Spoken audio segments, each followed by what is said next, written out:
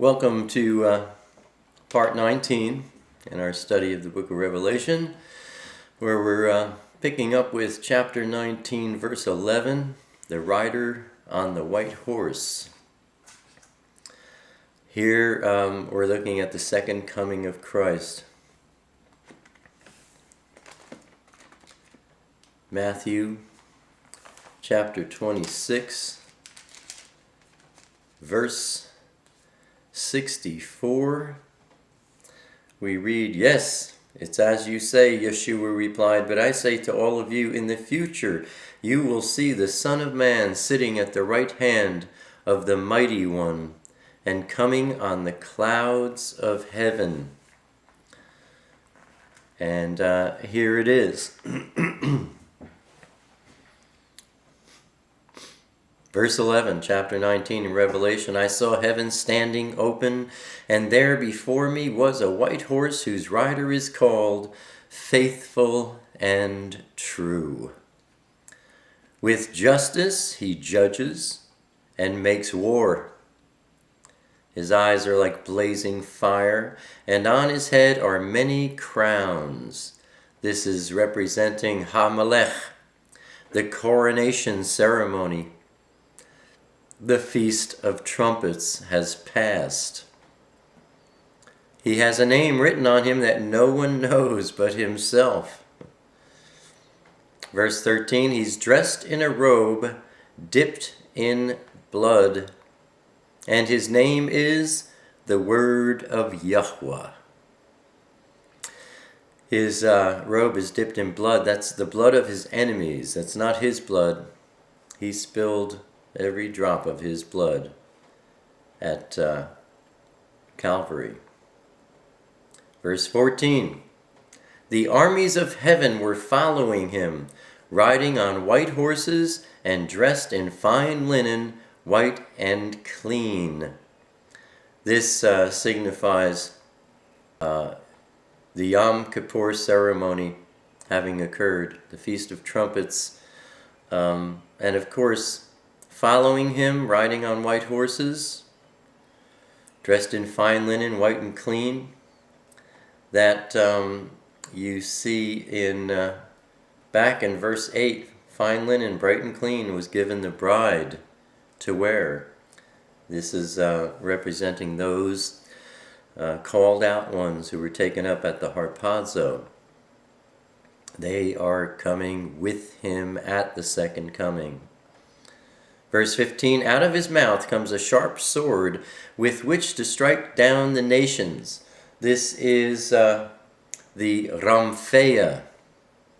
That's the large, long sword that we see in 2 Thessalonians chapter 2, verse 8. He destroys the lawless one with the breath of his mouth. The Ramphea, the word of Yahweh. Out of his mouth comes a sharp sword with which to strike down the nations. He will rule them with an iron scepter. He treads the winepress of the fury of the wrath of Yahweh Shaddai. On his robe and on his thigh he has this name written: King of Kings and Sovereign of Sovereigns. Master of Masters. Regarding those who come with him, you can also look at 1 Thessalonians chapter 3, verse 13, 2 Thessalonians chapter 1, verse 10, Hebrews chapter 2, verse 10, Colossians chapter 3, verse 4, Zechariah chapter 14, verse 5, and Jude, verse 14. There's only one chapter to Jude. Continuing with verse 17, "And I saw an angel standing in the sun, who cried in a loud voice to all the birds flying in midair, 'Come, gather together for the great supper of Yahweh, so that you may eat the flesh of kings, generals, and mighty men, of horses and their riders, and the flesh of all people, free and slave, small and great. Verse 19, Then I saw the beast and the kings of the earth and their armies gathered together to make war against the rider on the horse and his army. You can look at Psalm 2. This is in Basra, where the remnant are. Satan wants to kill all the Jews before they call on Yeshua. He wants to kill the 144,000. You can also look at Hosea, chapter 5, verse 15. Isaiah, chapter 63. Verse 20, But the beast was captured, and with him the false prophet who had performed the miraculous signs on his behalf. And with these signs he had deluded those who had received the mark of the beast and worshipped his image. The two of them, that's the two beasts, the religious one and the political one, were thrown alive into the fiery lake of burning sulfur, also known as Gahenna, or the outer darkness. This is not the same as Hades or Sheol or hell. Hades, Sheol, hell.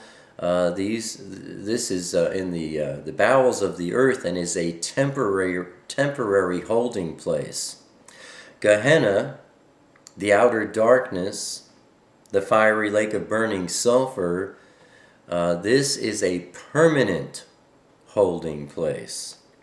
So both of the beasts were thrown into the outer darkness. The rest of them were killed with the sword. Again, that's the Ramphea, the sword that came out of the mouth of the rider on the horse, and all the birds gorged themselves on their flesh. This is at the battle of Armageddon. Now, we enter chapter 20 and the period known as the Millennium. Chapter 20, And I saw an angel coming down out of heaven, having the key to the abyss, and holding in his hand a great chain. He seized the dragon, that ancient serpent who is the devil or Satan, and bound him for 1,000 years in the abyss, the bowels of the earth, temporary holding place. He threw him into the abyss, and that would be with all his demons and fallen angels, and locked and sealed it over him to keep him from deceiving the nations any more until the 1,000 years were ended. After that, he must be set free for a short time. So, there are some out there who say that, we're in the millennium now, which is silly. I mean, as I've heard others put it, if that's so, then Satan's chain is much too long, because we know he's still operating. But here, during that 1,000 years, Satan, all his demons, all his fallen angels, they're locked up in the bowels of the earth, temporary holding place. The two beasts, they're out in the outer darkness. That's permanent, and they'll be there waiting 1,000 years before they see Satan again. Imagine what kind of a welcoming party they're going to throw him at that point. But after the 1,000 years, Satan's going to be set free for a short time. Again, why? During the 1,000-year reign, people are going to live 1,000 years. We see in Isaiah that if anybody dies after 100 years or 200, that's going to be seen seen as very odd. Although obviously it will happen.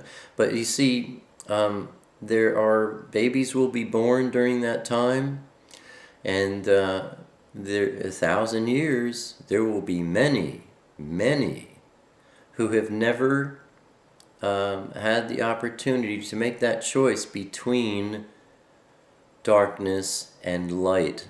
So at the end of the 1,000 years, Satan's going to be turned loose one last time. And there are those who will follow him, who will choose darkness. So that's why he's turned loose one last time.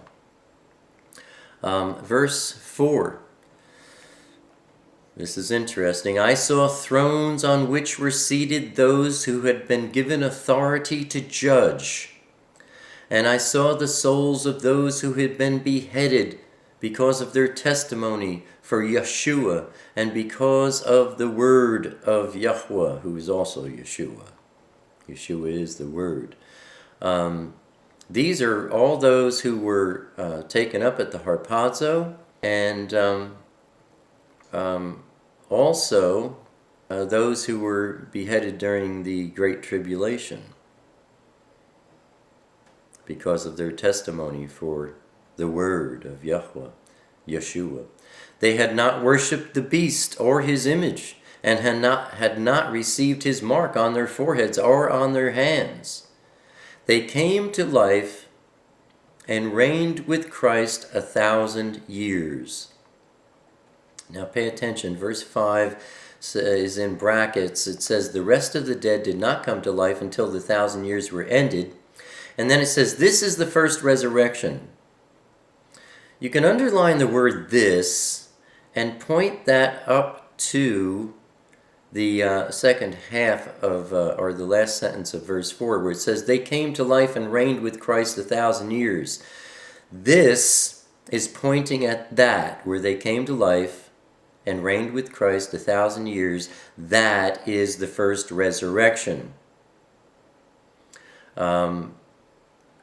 And you have to understand, the first and the second resurrections are not two events. They are two categories of one event, the resurrection. The first resurrection began with Yeshua and ends with the harpazo, as well as those who died during the Great Tribulation. And the second resurrection occurs at the end of the 1,000-year period, at the end of the Millennium. It's a different group of people. The second resurrection is all unbelievers who go to the Great White Throne Judgement. They're given a fair trial and sent to the outer darkness, period. But those who came to life and reigned with Christ 1,000 years, that's referring to the harpazo and the two witnesses we saw in chapter 10, and also those who died during the Great Tribulation. They are all a part of the first resurrection, which includes all believers only. The second resurrection, not a second event, it's a second category, and that is all unbelievers and the Great White Throne Judgment. Verse 6, blessed and holy are those who have part in the first resurrection. The second death has no power over them, but they will be priests of Yahweh and of Yeshua, and will reign with him for 1,000 years. What is the second death? The first death is physical, separation of the soul from the body. So, anyone who's passed away has experienced what's referred to as the first death. The second death will only be experienced by those who are in the second resurrection, all unbelievers, the Great White Throne Judgment. The second death is spiritual. It's separation of the soul from Yahweh. You can take a look at Daniel chapter 12, verse 2. And remember that Yahweh sends no one to the outer darkness or to hell. Everyone who goes there chose to not accept Yahweh as creator and to be their own God or to worship false gods, fallen angels, etc., etc., etc. But everyone who is rejected by Yahweh, they rejected him. They made their own choice. Now, verse 7, Satan's doom. When the 1,000 years are over, Satan will be released from his prison in the abyss, temporary holding place, and will go out to deceive the nations in the four corners of the earth, Gog and Magog, to gather them for battle. In number, they are like the sand on the seashore. They marched across the breadth of the earth and surrounded the camp of Yahweh's people, the city he loves, Jerusalem. But fire came down from Yahweh out of heaven and devoured them. And the devil who deceived them was thrown into the lake of burning sulfur, the outer darkness, permanent holding place, where the beast and the false prophet, the two beasts, had been thrown. They will be tormented day and night forever and ever. Now, we have to sidetrack here. You see in the tail end of verse 8, it mentions Gog and Magog. There's a whole study on this, and for that we have to go to the book of Ezekiel, and we want to go to chapter 38. I'm going to try and be brief with this because it is rather complicated. But you see, chapter 38 is a prophecy against Gog. Who is Gog? Many say that Gog is the leader of Russia. And that's so. However, and you have to have a copy of the Septuagint version of the Bible, but in Amos chapter 7, in chapter 7 in anyone's Bible, it talks about Yahweh preparing swarms of locusts and so on. But in the Septuagint, it refers to these locusts saying, quote, one of the young devastating locusts was Gog the king. So Gog is a demon king. And obviously he has possessed, or he has a major stronghold on the leader of Russia. And in Ezekiel chapter 38, you'll see the word of Yahweh came to me, Son of man, set your face against Gog. That's the demon king who has a stronghold over the leader of Russia. Of the land of Magog, that is the Soviet Union. The chief prince of Meshech and Tubal, that is Turkey.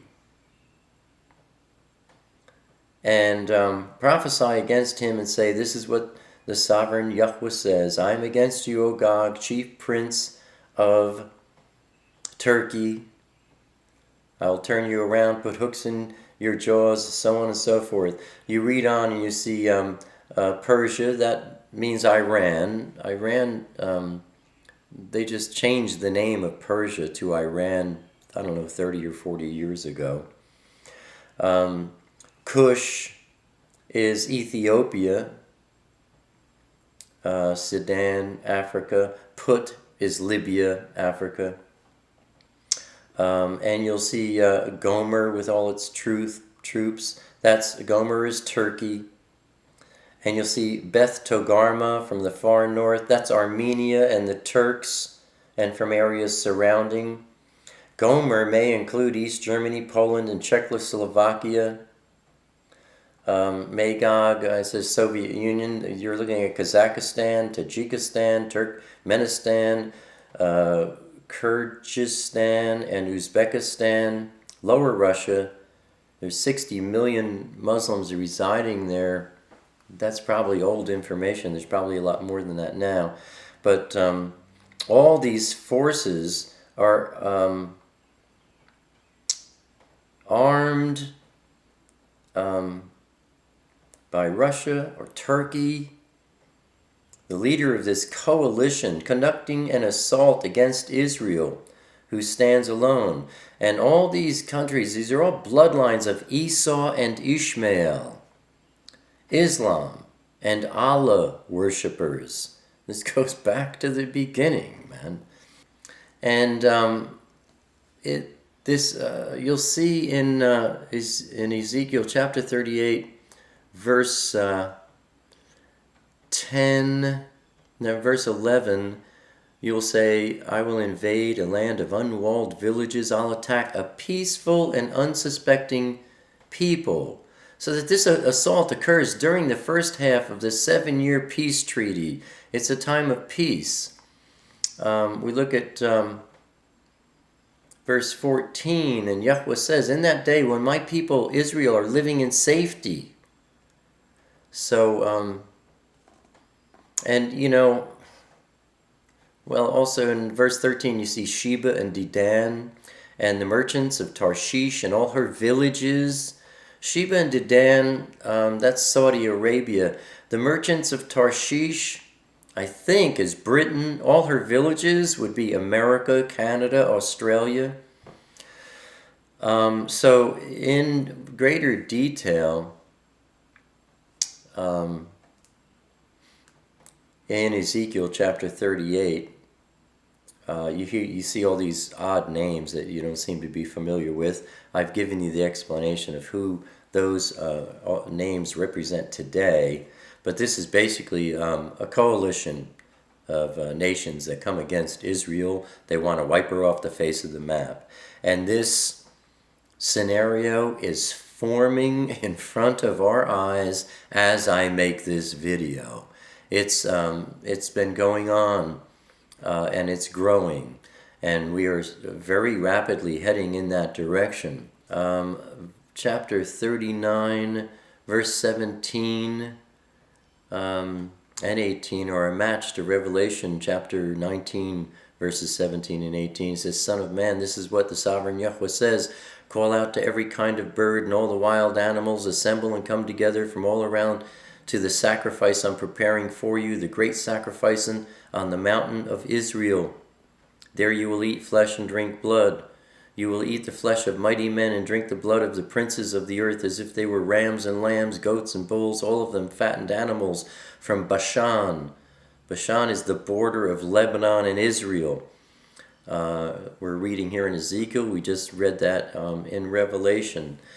So there's a lot that is building up now to come against Israel with a coalition of many nations, with Russia, Turkey heading it up. No one comes to the aid of Israel. America always has, will not this time. And President Obama has already turned his back on them with recent events in the interest of breaking Israel up for the Palestinians. Used to be known as the Philistines. But nobody's going to come to Israel's aid except Yahweh. And you'll read in Ezekiel there where Yahweh stands up for Israel, and she will not be defeated. Let's get back to Revelation, and we'll finish chapter 20, where the dead are judged. Chapter 20, verse 11. Then I saw a great white throne, and him who was seated on it. earth and sky fled from his presence, and there was no place for them. And I saw the dead, great and small, standing before the throne, and books were opened. There are a lot of books in heaven. Another book was opened, which is the book of life.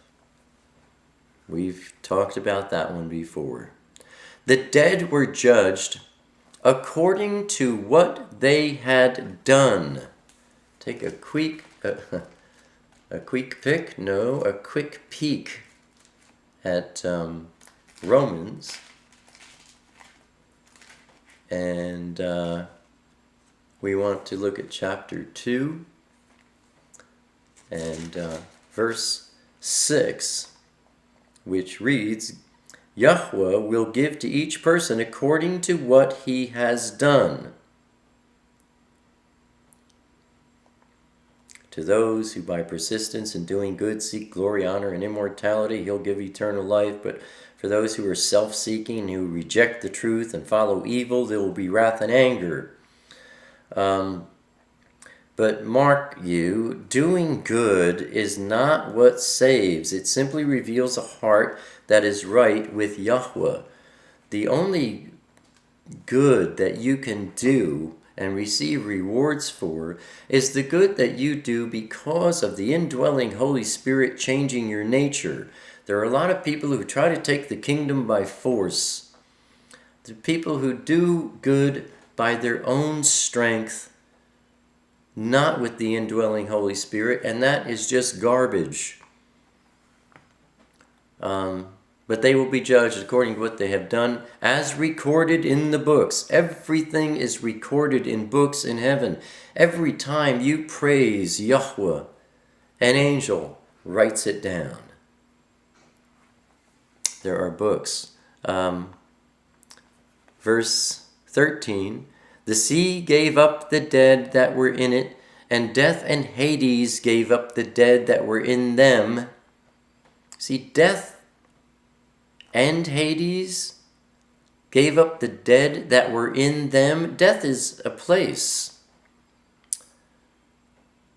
And each person was judged according to what he had done. Then death and Hades were thrown into the lake of fire. This is the second death. The lake of fire, the outer darkness, Gahenna, is the second death. If anyone's name was not found written in the book of life, he was thrown into the lake of fire, where Yeshua says, I never knew you. And death is done away with. Death, which began in Genesis, ends in Revelation. Everything that began in Genesis finds its end. We're going to stop there, and we will pick up in chapter 21, and I don't know, we'll see if we finish the book of Revelation in next week's study. Shalom.